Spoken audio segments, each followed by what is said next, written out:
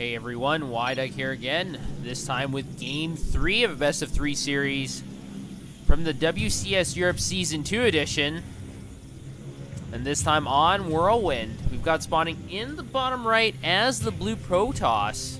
Winner of Game 2, we have Grubby.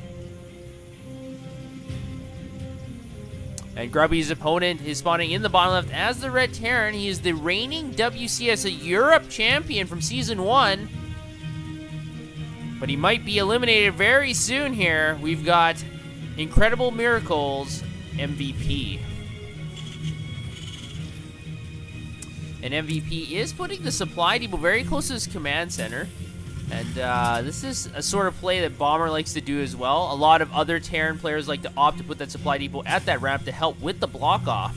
But MVP does like to put it close to his command center. Gives him that extra few seconds earlier where he can have that SCV come out. Grubby, on the other hand, has the pylon very close to his base. Actually, exactly the same as MVP. He'll be putting down that gateway soon. So both players opting not to try and block that ramp.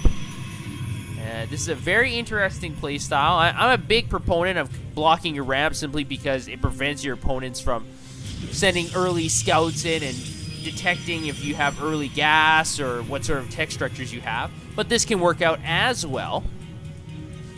And MVP is going to be opening up with the barracks first build with that refinery again. So it looks like he might be going for Reapers. Now, on Whirlwind, it is a little bit different because to get into your main, you have to actually jump up from the natural. So Reapers are not nearly as effective as some other maps. The probe from Grubby is going to be able to scout out MVP's position immediately. Now, you have to remember this is a 4-player map. So Grubby is very fortunate to find MVP on the first try. Now, is MVP going to be able to scout out Grubby right away? It doesn't look like it. He's going to guess top, and that is not going to be correct. And here on Whirlwind, another thing to note is this Xel'Naga tower is in the center of the map. And because both players have actually spawned very close to each other, parallel to each other, this Xel'Naga tower is probably not going to play much of a role in this map, simply because to get to your opponent's base, it's sort of a small U, and it will generally not cross the vision of the Xel'Naga tower. So if you control the Xel'Naga tower, it's not going to provide you much of a scouting bonus. It won't tell you the opponent's army and where they are, so it's not going to be that important in this matchup. But MVP is actually pumping out double Reapers right now. This is interesting. Last game he went Reaper and then Reactor. This time it looks like he's going for the Reactor and then double Reapers. We'll have to see if this pays off. He is getting the command center on the low ground at almost the exact same time Grubby going for his natural expansion. So both players playing very, very similar time-wise, and MVP is still looking around for Grubby's base.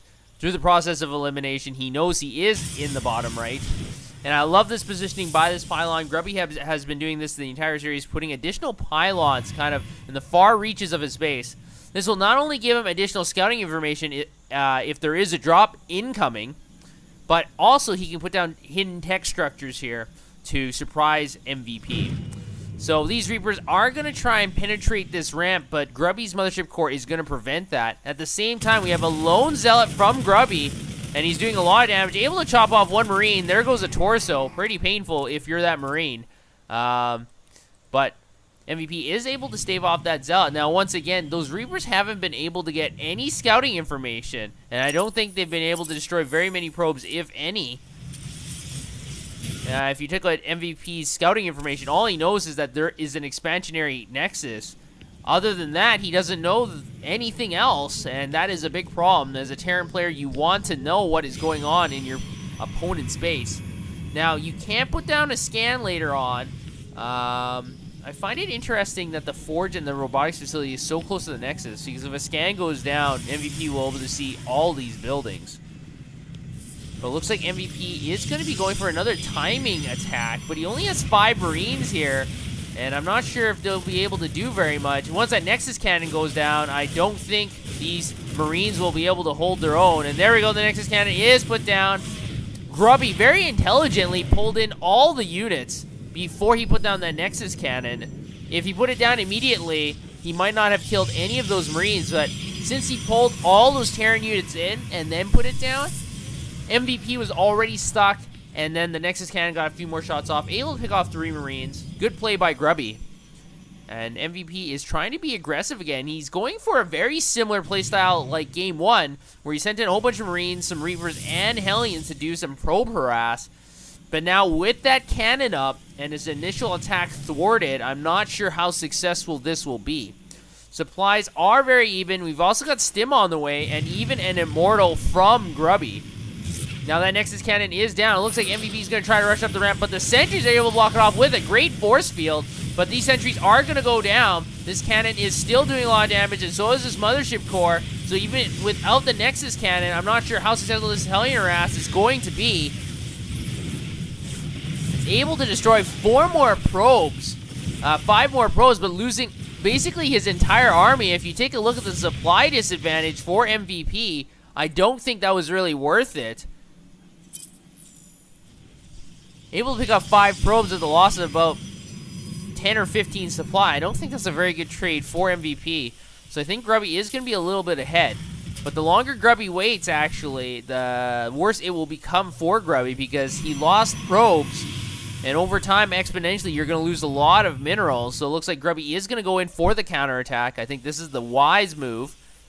The bunker is going to be in play before Grubby gets there. So that's going to provide additional support for MVP. But we do have a forward pylon by Grubby. And he's warping in sentries and zealots as we speak. And with just that lone bunker, and with that Immortal there, I'm not sure how steady MVP's defense is going to be. Now, he is getting combat shields, and he already has Stim Pack. And with Stim Pack, that will eat up those Protoss units quite a bit. But now with 2 Immortals and 4 sentries, remember, you can put force shields on the bunker and you can't even repair it. The SCVs are pulled off the line, but it doesn't look like they'll be able to repair very much with 2 force fields. No, that bunker is going to go down, and now MVP is under attack. Grubby is going to pull back at least temporarily here, but there is a warp in of a Zealot. Another one by that Warp Prism, and now MVP has to split his forces. Is he going to deal with the Zealot in his main, or the bigger army close to his natural? And this is a great play by Grubby, forcing MVP to choose, and MVP is dealing with the Zealots with a few Marines and a few SCVs, but he's losing a few Miners. He's lost 7 Miners, actually, and it looks like MVP is going to engage this army, but there's a time warp there, slowing down a whole bunch of Marines. They are chopped up, and now Grubby has a substantial 15 supply advantage, and we've still got Marines in the main as well harassing. SCVs are constantly being pulled off the line to deal with the Zealots, and that Warp Prism is going to scoot away, at least temporarily.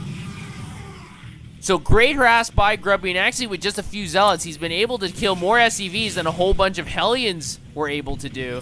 So this is definitely Grubby's game to lose currently. MVP is ahead, is behind. And it looks like MVP wants to be aggressive once again. He's moving out across the map. He's trying to find Grubby's army. He is going to find this forward pylon, and this is a good pickoff. Also able to destroy that probe. That'll make it at least a little bit more difficult for Grubby to attack MVP head on. But remember, that Warp Prism is coming across the map again into the main. There are no missile turrets, no supply depots here. And it looks like these 4 Zealots are just going to drop. They're going to parachute in.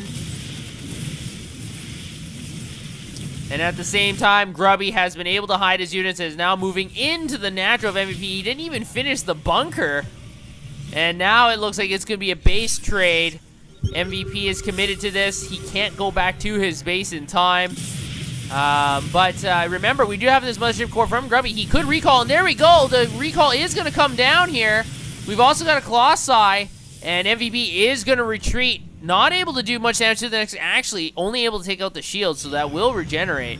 And MVP did lose a lot of mining time at that natural as well. That Warp Prism is still alive, dropping off Zealots, finally getting picked off. But MVP was not able to do much in that attack, but resources lost is actually very similar. And the supplies are almost dead even as well. So after those exchanges, it looks like MVP is very, very close to his Protoss opponent. He doesn't really look behind currently, and that's interesting. Now, it looks like we're going to see a double drop here by MVP, but that Hallucinating Phoenix was able to pick up on the location of those medevacs. I don't think this drop is going to do very much. And now with the additional warp pins, these medevacs are going to be scared away. MVP is moving across the map with the rest of his army, so it looks like MVP wants to make something happen here. I'm not sure if this is a great time to engage. This ramp is not that big. There's Colossi here and cannons as well. MVP has to play this perfectly. Now, the only thing I guess MVP has that he doesn't have to really worry about is Storm currently. Templar Archives are being warped in, but it's not done yet. And it will still take some more time for Silent Storm to be completed. So MVP has that to his advantage, but I think this ramp, it's going to be very difficult to attack. If some really good force fields go down, this army will get cut in half and get chewed up very easily, especially by the Colossus. The sentries are already waiting by the left side of this ridge. So MVP is strafing back and forth. It looks like he is going to be going for a drop with 4 medevacs, but with all the Templars there, all the feedbacks go down, and those medevacs are basically all in the red with no healing energy left. So Grubby has been able to prevent that drop, and now there are even more Colossi being built currently. And now MVP is just waiting outside the natural of Grubby's base. This factory is going to be targeted down. It is burning. It will slowly burn away. Now, the Vikings are here as well, but with the Stalker Blink 4, they are going to take some substantial damage. It looks like MVP is going to be doing the SCV pull as well. This time, at least, they're in the front. Let's see what kind of damage they can do. Force fields go down. Colossi doing significant damage. Time Warp is able to catch a lot of Marines. The Vikings are firing down on those Colossi, but the Stalkers are destroying most of the Vikings. One Colossi does fall, but all the Vikings have been destroyed in conjunction with that Nexus cannon. MVP's army was totally decimated. He only has a few Marines and Marauders left, no more medevacs, and then Archon is tanking so much damage and focus firing on all those Marauders, and the entire Terran Armada is destroyed. MVP is going to tap out, so MVP is going to fall out of this tournament very early. Grubby able to get the 2-1 series win over the reigning European champion. So good series by Grubby, an entertaining set of games by both players. So I think the jet lag and maybe fatigue might have affected MVP. It was just a really strange set of strategies and more strange sort of decision making by MVP that kind of cost him the series. So maybe fatigue did have a role, but props to Grubby, he did play well. So very good, entertaining set of games, and I hope to see you guys next time.